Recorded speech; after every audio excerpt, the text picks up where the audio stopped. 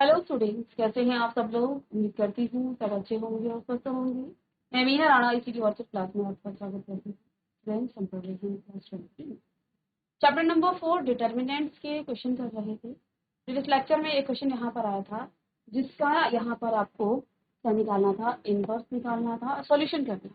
ठीक है, यहाँ आपके पास दो इक्वेशन दी गई थी, आपने यहाँ एक्स और वाई के मान निकाले। ठीक है, तो इसको जो है, इसका जो कॉन्सेप्ट है बेसिकली, जो आपका इस चैप्टर का सबसे इम्पोर्टेंट जो पार्ट है, जितनी भी चीजें हम अभी तक पढ़ चुके हैं, हमने यहाँ पर डिटर्मिनेंट्स निकालना सीखा, हमने उसके बाद माइनर निकालना सीखा, फिर कोफैक्टर निकालना सीखा, एडजॉइंट निकालना सीखा, इनवर्स निकालना। इन सभी का प्रयोग, और साथ में मैट्रिक्स में आप पढ़ चुके हैं मैट्रिक्स मल्टीप्लिकेशन कैसे किया, इन सब का प्रयोग आप यहाँ पर अब आव्यूहों के व्युत्क्रमों का यानी कि उसके इनवर्स का प्रयोग करके आपको रैखिक समीकरण को हल करना है, उनको निकालना। तो जैसे आप 9th-10th में सॉल्व करते थे ऐसे नहीं, बल्कि हमें आव्यूहों के व्युत्क्रम का प्रयोग करना है, यानी कि उसके इनवर्स का प्रयोग करना है। तो आपके पास इस तरह से इक्वेशन दी जाएंगी, 2 या 3 या ज्यादा भी हो सकती हैं, और कुछ वेरिएबल दिए जाएंगे, साथ में कुछ कांस्टेंट भी। तो हमें क्या करना है, 3 मैट्रिक्स बनानी है। आपकी कोफिशिएंट मैट्रिक्स बन जाएगी, वेरिएबल मैट्रिक्स बन जाएगी, और आपके कांस्टेंट मैट्रिक्स बन जाएगी। तो यहाँ से हमने क्या पाया कि ये आपका एक कोफिशिएंट मैट्रिक्स है, जिसको हम मल्टीप्लाई करते हैं किसके साथ, एक्स वाई और जेड के साथ, तो वो इक्वल आता है इनके। तो जब आप इनको क्या करेंगे, इनको जब आप सॉल्व करेंगे तो आपको यही इक्वेशन फिर से मिल जाएगी। हमने इन इक्वेशंस को इस फॉर्म में लिखा है ना। तो जब भी आप इनको सॉल्व करेंगे तो इस इक्वेशन को आपने इस तरह से मैट्रिक्स के फॉर्म में अब लिख लिया। इनके कोफिशिएंट को अलग कर दिया, सेपरेट कर दिया, वेरिएबल को सेपरेट कर दिया, और कांस्टेंट को वेरिएबल को आपने किया, और जो आपके कांस्टेंट नंबर है उनको भी हमने सेपरेट करके मैट्रिक्स का निर्माण कर दिया, क्योंकि हमें मैट्रिक्स की ही सहायता से इसको सॉल्व करना है। अब यहाँ पर आप देखिए, ये आपकी कोफिशिएंट मैट्रिक्स है, इसको हमने ए मान लिया। ये आपका एक्स है, सपोज कैपिटल एक्स, तो A X is equal to B हो गया। यहाँ पर इस पूरी मैट्रिक्स को हमने ए मैट्रिक्स मान लिया है, और इस पूरी मैट्रिक्स को, जो आपकी वेरिएबल मैट्रिक्स है, इसको हमने एक्स पुट कर दिया है, एक्स मान लिया है। तो ए एक्स बराबर बी हो गया है। अब इन इक्वेशन को सॉल्व, यहाँ पर देखिए मैट्रिक्स में एक्स क्या है, एक्स वाई और जेड, और यही हमें निकालना है। तो हमें जो है इस x को लेफ्ट हैंड साइड में लेना है। मैंने a इनवर्स से दोनों तरफ मल्टीप्लाई कर दिया। मैं जानती हूँ a इनवर्स इंटू a आपका क्या होता है, I होता है, आइडेंटिटी मैट्रिक्स। मैंने कई बार आपको ये भी बताया है कि जब भी किसी नंबर का आप क्या करते हैं, जैसे आपके पास a इनवर्स है, इसका मतलब हो जाता है 1/a, क्योंकि जब पावर इसको आप ऊपर लेके जाएंगे तो ये पावर -1 हो जाएगी। तो a इनवर्स का मतलब भी तो यही है। और यहाँ क्या है आपके पास, a इनवर्स इनटू में a है। a इनवर्स को मैं लिख सकती हूँ 1/a, और यहाँ पर a हो गया। और देखो यहाँ 1 आया है, लेकिन मैट्रिक्स में 1 आपका आइडेंटिटी मैट्रिक्स काम करता है। जैसे हम नंबर्स में 1 का प्रयोग करते हैं, ऐसे ही क्योंकि सारी चीजें मैट्रिक्स में चल रही हैं, तो यहाँ आप 1 के बजाय आइडेंटिटी मैट्रिक्स लेंगे। अब 1 को आप इसके x के साथ मल्टीप्लाई कर दें, यानी जो आपका i है उस x से मल्टीप्लाई करने पर फिर से आपको x मैट्रिक्स मिल जाएगी। तो यहाँ लेफ्ट हैंड साइड में आपके पास x हो गया, और ये a इनवर्स b।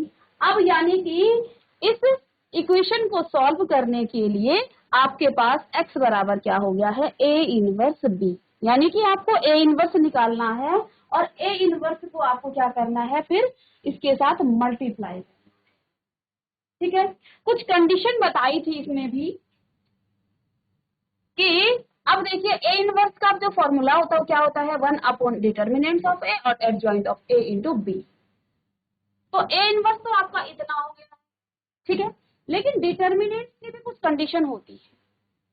तो यहाँ पर जब आपका a डिटर्मिनेंट नॉन जीरो होगा, उस समय आपका एक यूनिक सॉल्यूशन होगा, और सॉल्यूशन आपका कंसिस्टेंट कहलाएगा, सतत कहलाएगा, संतत। ठीक है, और यहाँ पर यदि आपका a डिटर्मिनेंट 0 हो गया तो इसकी भी 2 कंडीशन होंगी। वैसे तो हमेशा जब आपको सॉल्यूशन निकालना होगा तो डिटर्मिनेंट नॉट 0 आएगा, तभी तो उसका इनवर्स एग्जिस्ट करेगा।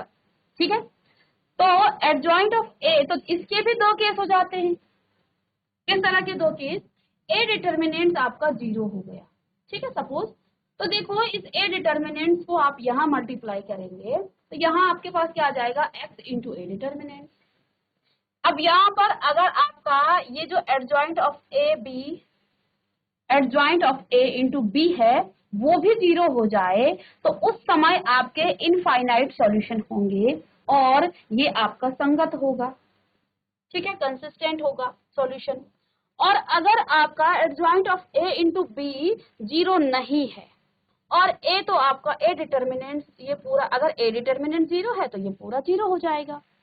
लेफ्ट हैंड साइड में 0 है, राइट हैंड साइड में नॉन 0 है, तो ये पॉसिबल है ही नहीं। बीच में तो आपका इक्वल टू साइन है, तो क्या ऐसा हो सकता है कि इधर कोई कुछ और क्वांटिटी है, इधर 0 है और इधर कुछ भी आ जाए, क्या ये दोनों आपस में इक्वल हो सकते हैं? कोई भी नंबर हो 0 के अलावा।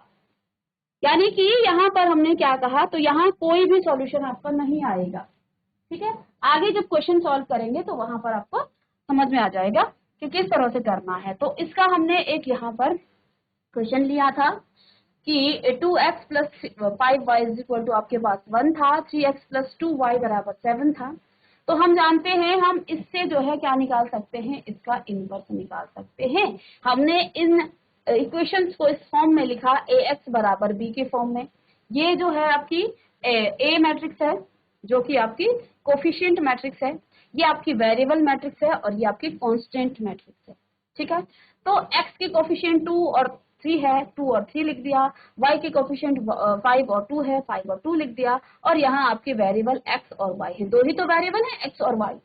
तो अब आप इन मैट्रिक्स की मदद से इस पूरे इक्वेशन को सॉल्व कर सकते हैं। यहाँ से आप x और y का मान निकाल सकते हैं। अब ये मत करिएगा कि यहाँ पर आपके पास इक्वेशन है और आपने यहाँ पर इक्वेशन को जैसे आप 9th-10th में सॉल्व करते थे वैसे नहीं करना है, इनवर्स का प्रयोग करते हुए हमें इसे सॉल्व करना है, ठीक है। तो अब यहाँ x आपके पास ये हो गया, a मैट्रिक्स आपकी ये है, b मैट्रिक्स आपकी ये है, ठीक है ना। तो हमने a डिटर्मिनेंट निकाला सबसे पहले, क्योंकि हम जानते हैं x बराबर आपका a इनवर्स b होता है। इसके लिए हम मुझे क्या निकालना है, मुझे a डिटर्मिनेंट पहले निकालना है। तो a डिटर्मिनेंट आपका -11 आया, दैट मीन्स ये आपका एक तो नॉन सिंगुलर है, तो यहाँ पर इसके एक यूनिक सॉल्यूशन होगा, ठीक है। क्योंकि हमने अभी अभी आपको बताया कि यदि आपके पास a determinant does not equal to 0 है तो आपका एक यूनिक सॉल्यूशन और एक कंसिस्टेंट सॉल्यूशन यहाँ पर आपको मिलेगा। तो ये कंडीशन यहाँ पर आपको मिल गई है। हमने ए डिटर्मिनेंट निकाला, वो नॉन 0 आया है, दैट मीन्स कि x और y की एक जो है यूनिक सॉल्यूशन मिलेगा, एक अद्वितीय हल इसका मिलेगा, ठीक है ना। तो चलिए इतना लिखने के बाद आगे इसे करेंगे सॉल्व।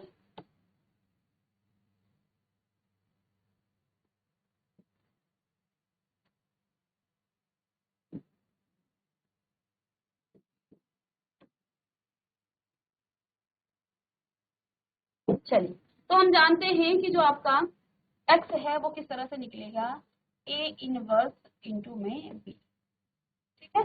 इनको सॉल्व करने के बाद आपको क्या मिल जाएगा, यहाँ ये मिल जाएगा। तो चलिए x बराबर आपका क्या हो जाएगा, यहाँ पर a इनवर्स आपका कितना है,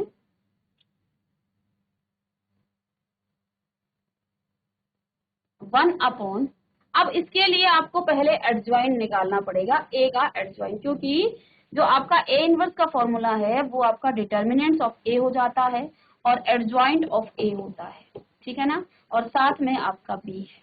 तो a डिटर्मिनेंट तो हमने निकाल लिया है, साथ में यहाँ पर एडजॉइंट ऑफ a निकालते हैं। a आपके पास क्या है, a आपके पास है 2, 5, 3 और 2, ये आपकी a मैट्रिक्स है। तो बस एडजॉइंट निकालना बहुत इजी है।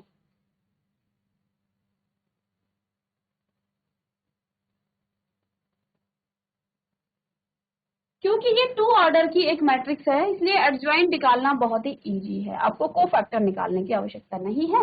हम क्या करेंगे, इन दोनों एलिमेंट को आपस में इंटरचेंज कर देंगे और इनके साइन चेंज कर देंगे। तो बस ये क्या हो जाएगा, 2 माइनस का 5 और माइनस का 3 और 2, ये एडजॉइंट ऑफ ए आपके पास निकल गया। अब यहाँ तो आपके पास क्या है, 1/, माइनस का 11, एडजॉइंट ऑफ ए आपका क्या है, 2, माइनस का 5, माइनस का 3 और 2, और बी मैट्रिक्स आपकी क्या है, बी मैट्रिक्स है आपकी 1 और 7। और देखिए यहाँ एक्स मैट्रिक्स भी आपकी क्या है, एक्स और वाई, इस तरह से आप लिख सकते हैं मैट्रिक्स के फॉर्म। ठीक है, चलिए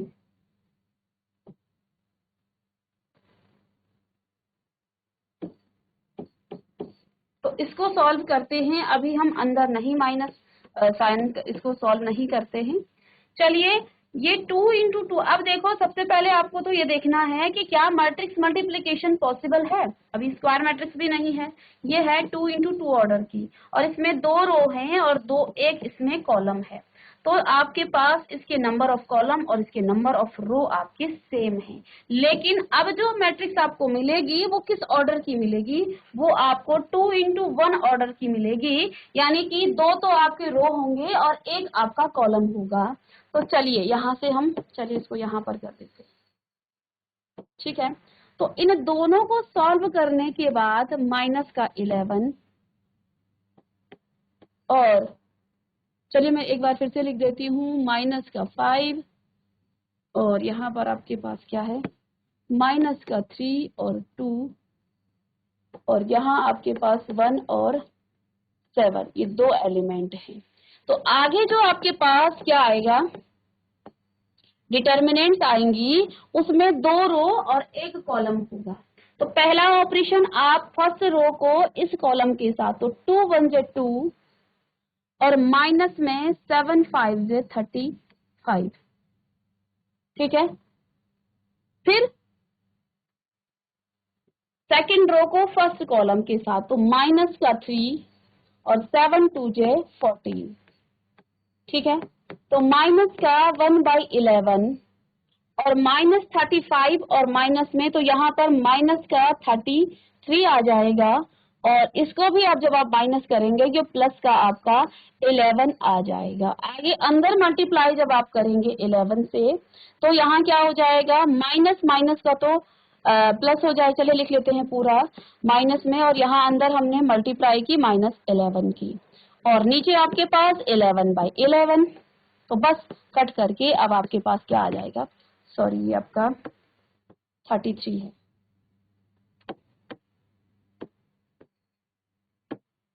ये आपका 33 था। तो यहाँ आपके पास ये तो प्लस का 3 हो जाएगा और यहाँ माइनस का 1 हो जाएगा। ठीक है ना, तो अब आपके पास यहाँ x था और यहाँ पर y था। और अभी हमने क्या कहा, आपने इक्वल मैट्रिक्स तो पढ़ा ही है कि इस तरह से जब आपकी मैट्रिक्स होती हैं लेफ्ट हैंड साइड और right hand side same order की, तो करस्पॉन्डिंग एलिमेंट्स आपके इक्वल होते हैं। दैट मीन्स यहाँ पर आप लिख सकते हैं x is equal to 3 and y is equal to minus का 1। तो यहाँ से हमने इन दोनों वेरिएबल्स की वैल्यू निकाल ली है। निकालने का तरीका ये है, ये आपकी 2 इक्वेशन वाली थी, एक और क्वेश्चन करेंगे जिसमें आपके 3 इक्वेशन वाली होंगी। चलिए इसे जल्दी से नोट कीजिएगा। तो ये तो आपका एक छोटा सा क्वेश्चन था। अब इसमें आपके कुछ और इस तरह के क्वेश्चन भी आते हैं। तो आपको समीकरण निकाय के को जो है आव्यूह विधि से आपको हल करना है। तो क्वेश्चन तो आपको दिया जाता है कि समीकरण निकाय को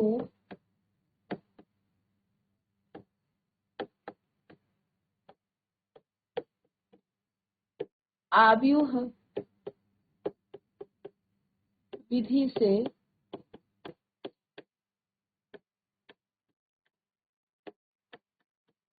हल कीजिए। समीकरण निकाय को आपने आव्यूह विधि से हल करना है। अब समीकरण है आपके पास 3x प्लस में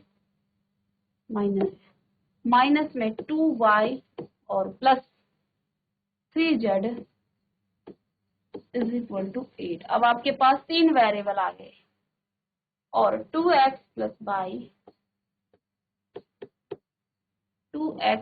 y is equal to minus में z भी है, minus z is equal to 1।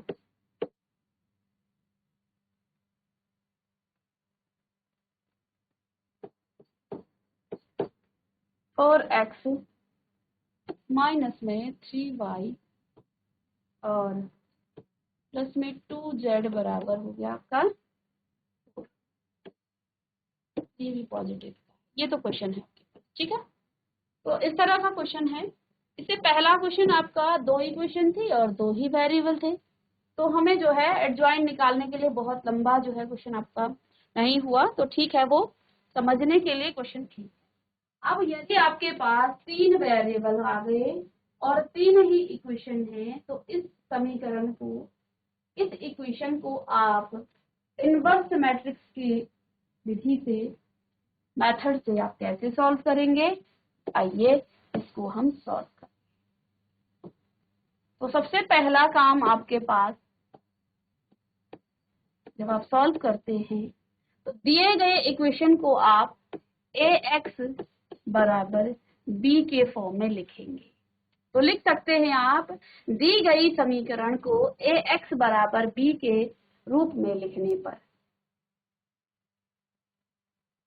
या व्यक्त करने पर, या ऐसा आप लिख सकते हैं कि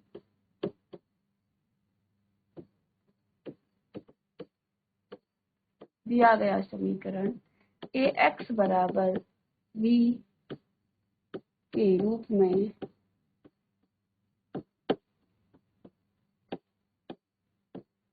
व्यक्त किया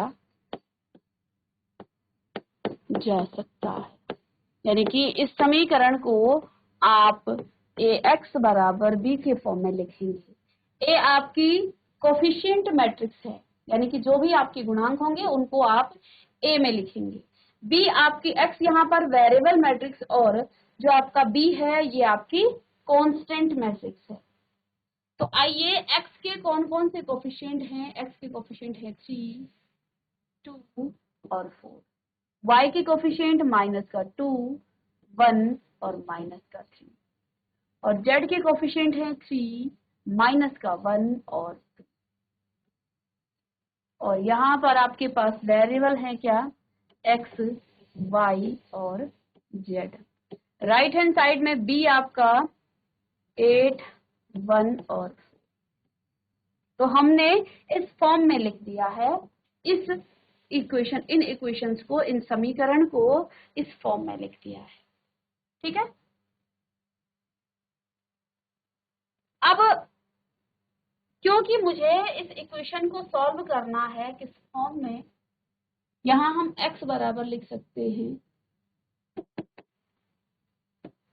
कि मैं इसको x बराबर a इनवर्स b।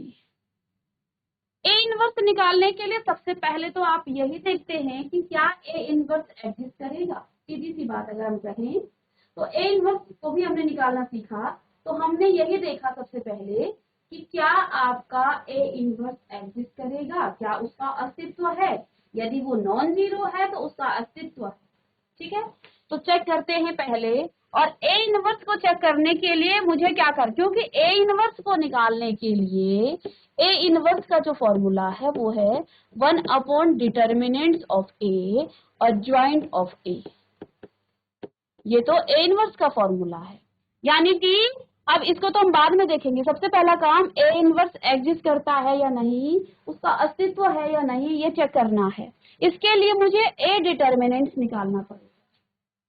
अगर a डिटर्मिनेंट्स नॉन जीरो है तो a इनवर्स आपका अस्तित्व में है, तो आप उसे निकाल पाएंगे। आइए a डिटर्मिनेंट्स हम निकालते हैं। यहाँ a डिटर्मिनेंट्स बराबर, इस मैट्रिक्स को डिटर्मिनेंट्स के फॉर्म में आप लिखिएगा, माइनस का 2, 3, 2, 1, माइनस का 1, 4, माइनस का 3 और देखिए यहाँ से आप हर चीज को निकालना सीखेंगे। डिटर्मिनेंट्स जिनका कॉन्सेप्ट नहीं आता है वो भी लिख सकते हैं।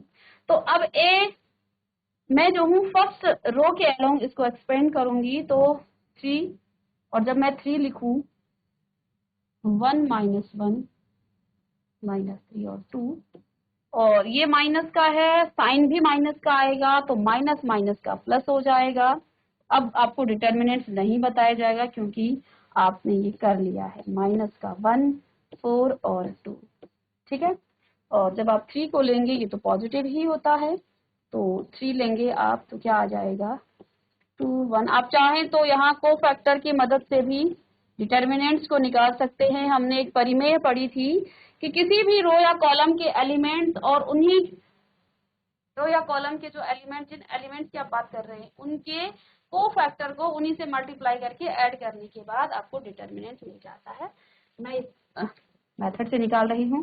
तो यहाँ आपके पास 3 2 माइनस माइनस का प्लस और अगेन माइनस यहाँ पर आ जाएगा। ठीक है, प्लस में 2 2 2 जे 4 माइनस माइनस का प्लस हो जाएगा और 4 1 जे 4।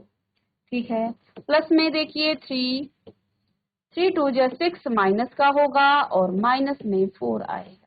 ठीक है, फिर से इसे सॉल्व करते हैं। ये माइनस का 3 आ जाएगा और यहाँ पर आपके पास 16 4 4 8 और 2 जो 16 माइनस माइनस का आपका प्लस होगा, माइनस का 10 और माइनस यहाँ पर 30।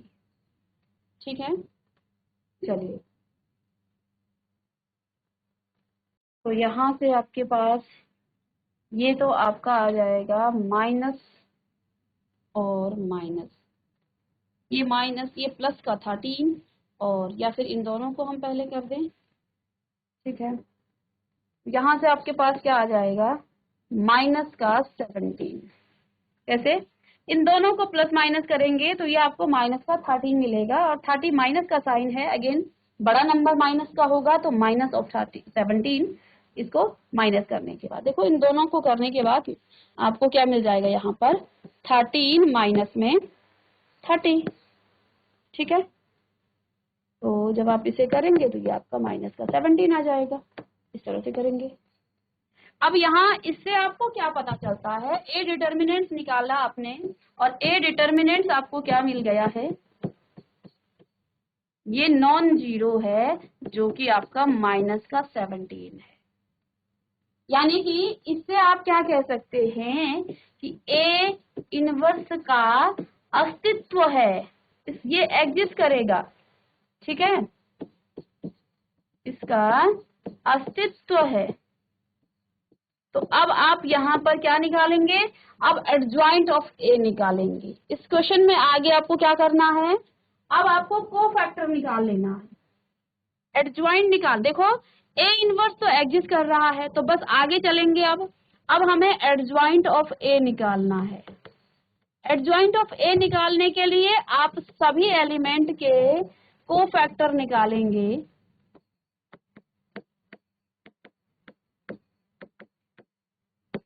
कोफैक्टर निकाल करके आप उनके कोफैक्टर को ट्रांसपोज कर देंगे। तो यहाँ से आपको हर एक एलिमेंट के कोफैक्टर को निकालना है जो कि ए मैट्रिक्स का, ए मैट्रिक्स के हर एलिमेंट का कोफैक्टर निकालेंगे। इस क्वेश्चन को आगे आप कीजिएगा और ठीक है, नहीं आएगा नेक्स्ट क्लास में हम बताएंगे। जो आपका एडजॉइंट आएगा फिर आपको उसके बी मैट्रिक्स के साथ उसे मल्टीप्लाई कर दें, जैसे हमने इससे पहले क्वेश्चन में किया। ठीक है, तो अब आप इसके एडजॉइंट निकालिएगा। इन सभी ये आपका होमवर्क रहेगा और नेक्स्ट क्लास में हम एडजॉइंट ऑफ बी मैट्रिक्स दोनों को मल्टीप्लाई करेंगे या फिर आप इसे कर सकते हैं पूरे क्वेश्चन को और सारे वेरिएबल्स की वैल्यू को आप निकालेंगे। ठीक है ना, तो इस तरह से हम समीकरण निकायों को जो है आव्यूह विधि से हल करते हैं और ये क्वेश्चन आपका 5 नंबर में पूछा जाता है क्योंकि यहाँ आपको इनवर्स निकालना होता है, मैट्रिक्स मल्टीप्लिकेशन करना होता है और जो समीकरण आपको दी गई है उन समीकरणों को आप लिख सकते हैं ax बराबर b के फॉर्म में। इस रूप में आप उसे व्यक्त कर सकते हैं। तो बच्चों मिलेंगे नेक्स्ट लेक्चर में, तब तक के लिए